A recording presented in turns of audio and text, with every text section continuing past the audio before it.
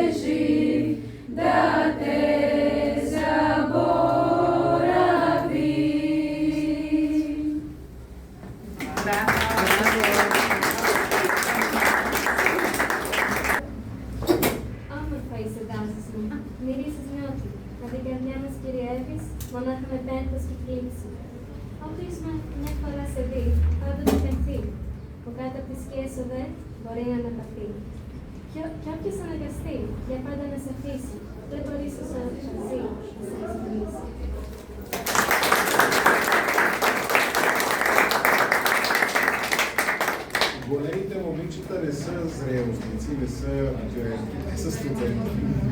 Миналата година започнахме да се опитваме да си направим едно хорче, което да го кръстихме атински кутинчета, защото няма такива, но ние сме атинските кутинчета.